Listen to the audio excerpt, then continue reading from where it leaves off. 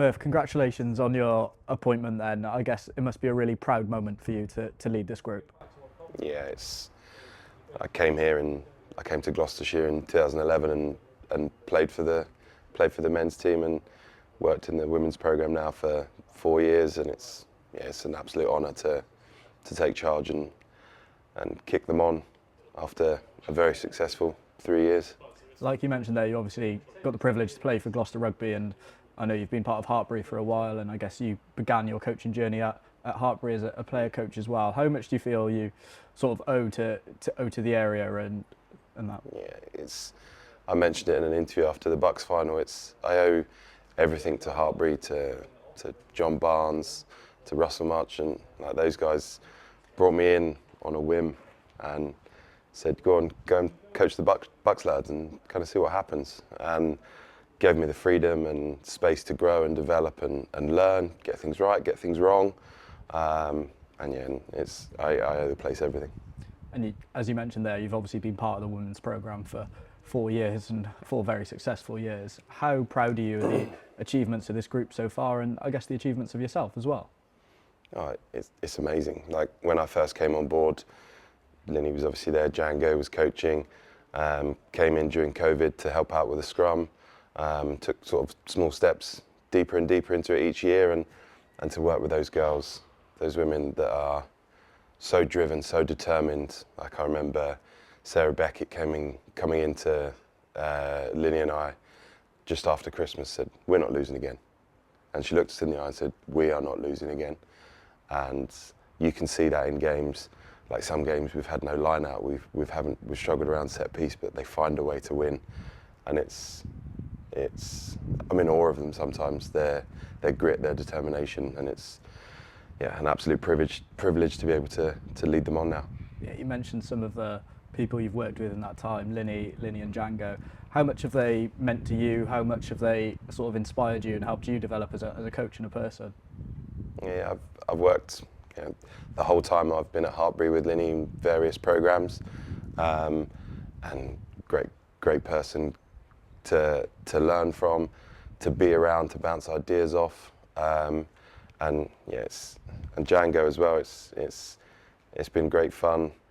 We've had some laughs, we've had some real lows in that time, but yeah, it's been great fun. And how much do you sort of take inspiration from the way Linny was doing things, but then also balance that with putting your own ideas on it? And I guess you've got to, as every new season comes around, you've got to treat it with a fresh sort of look, I guess. Yeah, like the Gloucester HARTPURY have won 3 premierships in a row. There's a lot going right for this place, and Linny drove that, and yeah, like I said, I've learned a lot from him, and implemented that into the programs that I've run before, the Bucks program, and I think the key point is keeping that success. Like we're 3-peat champions. Like the main event has been class for so many years. Now it's down to finding the next act, who's coming along, looking into our pathway, help grow and keep growing and keep developing those young girls. Linny always said about inspiring the community, and I believe he did that with the 3-peat. Now we've got to capitalise on that and really create and build and find that next act for the circus. Yeah, you mentioned that next act and the pathway in particular. I guess with your experience with the pathway and your relationships with the people involved as well, that's going to be a massive factor, isn't it, of the progression now of, as you say, the next act of this Gloucester HARTPURY team. Yeah, and it's where I've worked for the majority of time. I've been at HARTPURY in the pathway, growing, developing, and in that university space. So it's an area I'm comfortable in and understand and sort of have an idea of how to be successful. So putting that effort and time into that area will in the long term help us keep creating the success we've had so far. And we're looking out on the pitch here at Kingsholm, or Queensholm as it's been known for several of the big women's games here.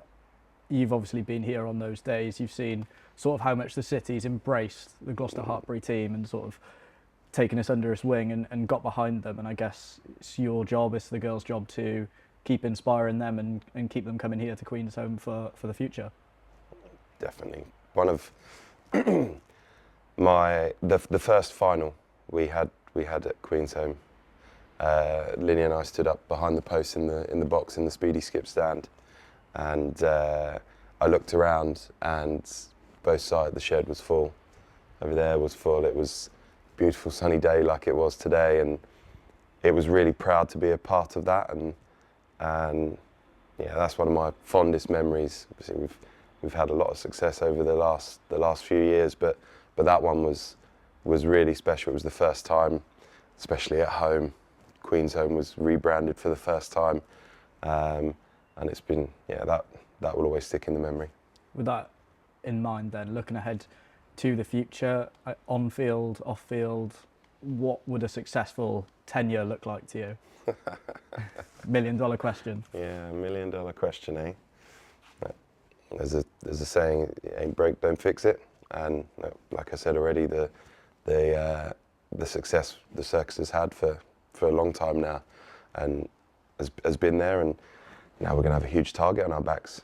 We have done the last 2 years, going to be even more so next year with change. Like, change is constant, but it's exciting. And that's, like I said, finding the next act, that's what I'm really excited about. Cheers, Murph, all the best. Thank you.